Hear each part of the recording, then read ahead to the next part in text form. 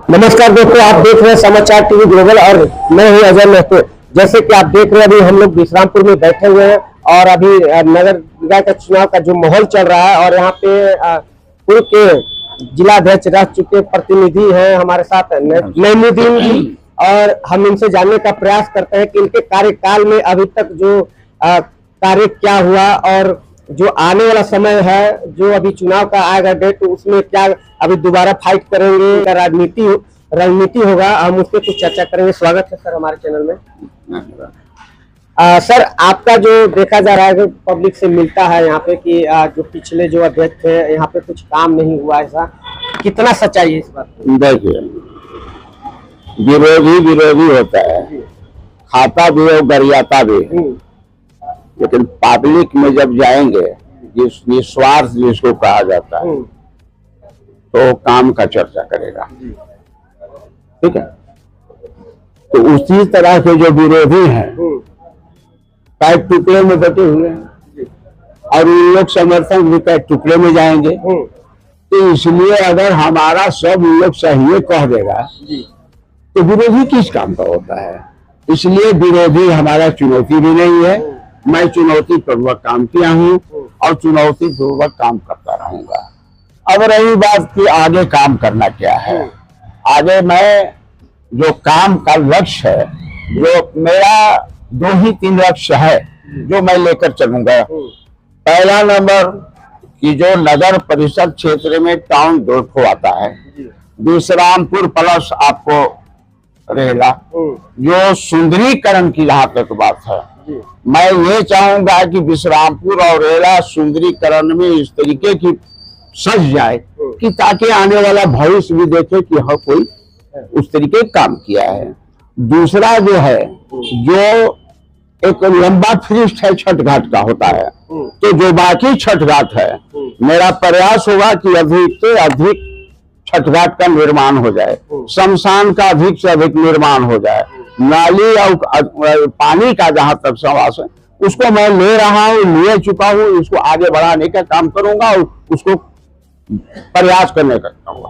आपने मालूम हो या ना हो, जो टेंडर हमने शुरुआत किया था, जो हम लोगों के अधीन में आया था, उसको बहुत से जगह पर पाइप बिछा भी दिया गया है, लेकिन वही अति के चलते पानी की रख रखाव कम के चलते 2030 और 2045 की संख्या का जो अपना ये किया गया है ना, उसी में ये काम फंस गए। लेकिन वो सारा पॉइंट बन के आपका तैयार है, समझ गए जय। हाँ, आप पहले के आप जिला अध्यक्ष रह चुके हैं और इस बार जो अभी 18 और 20 से 25 प्रति जो कि लोग आने वाले हैं इसमें, तो मतलब क्या पहले से आपका आसान होगा या मुश्किल होगा? जो कि आसान होगा, तो आपके कार्यकाल आसान होगा। कैसे सर? मैं पब्लिक के बीच में हूँ और काम इतना किया हूँ। मैं तो बोल रहा हूँ कि इतिहास के बाद, आजादी के बाद यही काम हुआ है विश्रामपुर में, जो कभी नहीं हुआ। जो आदमी को घर नहीं था, आराम से जाके घूम लीजिए। प्रत्येक वार्ड में 200 से 250 मकान बना हुआ मिलेगा आपको, रोड मिलेगा। पब्लिक का कुछ कहना था कि यहाँ पे जो है कि सब्जी मार्केट को लेके और बस स्टैंड को लेके और ये जो को लेके इसमें कुछ समस्या है। हाँ, समस्या है। देखिए, जमीन का यहाँ समस्या है। जमीन जो यहाँ था, जो सब्जी का मार्केट का जाते हैं, वहां पर मंदिर बनाया गया, तो उसको मैं किसी तरह से तो नहीं करूंगा। लेकिन जिस दिन पूजा पाठ होता है, उस 10 दिन का पूजा पाठ होता है दशहरा, उसके बाद में वहां लगाते हैं लोग। और उसके बाद यहाँ पर स्टैंड की बात है, स्टैंड नहीं है हमारे यहाँ, स्टैंड यहाँ बन गया, लेकिन फिर भी यहाँ लोग इकट्ठे हैं, है ना।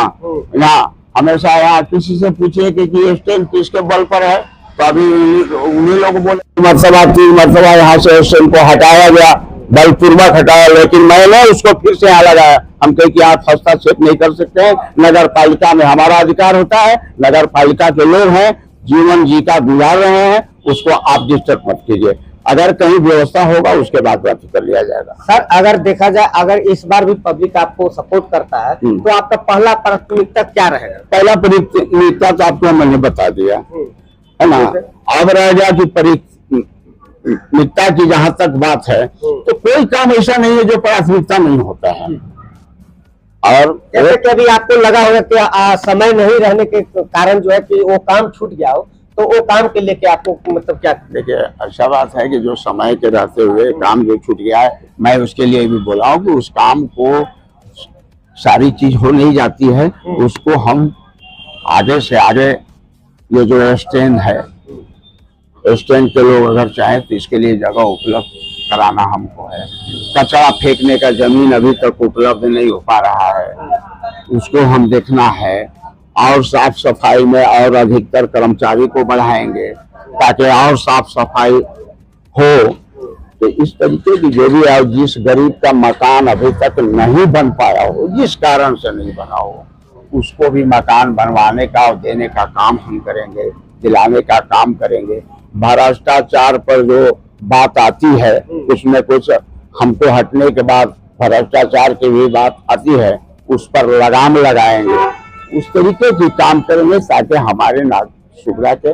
आप पूछ सकते हैं, जब जनमानस है, जब मैं चैम्बर में बैठता था या जाता था तो वहाँ अदना से अदना आदमी मेरे बगल में बैठता था, उसको सही से मैंने बैठाया, कभी भेदभाव की राजनीति नहीं किया। ये जो देख रहे हैं इस तरीके के लोग जुड़े हुए सारे लोग मिलेंगे, लगभग जुड़े हुए मिलेंगे। इसलिए मेरा चुनाव चुनौती लोगों के साथ नहीं है, जो प्रत्याशी आ रहे हैं उन लोगों से मेरा कोई चुनौती नहीं है। मैं चुनाव जनता के विवेक पर है, जनता मुझे चुनेगी, ये मैं स्पष्ट कर रहा हूँ।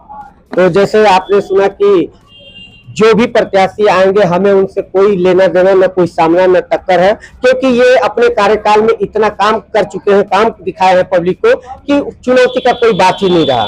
और दूसरी बात कि अगर पब्लिक इनको अगर मौका देती है इस बार, तो अभी फर्स्ट काम जो है कि यहाँ पे बस स्टैंड का जो टेम्पो स्टैंड का जो है बात, और सब्जी मंडी का जो बात है वो आपको, और जो वार्ड डंपिंग जो बनाने का जमीन का बात है, तो लेके समस्या को जो अभी यहाँ पे पूरा करने के लिए वादा कर रहे हैं।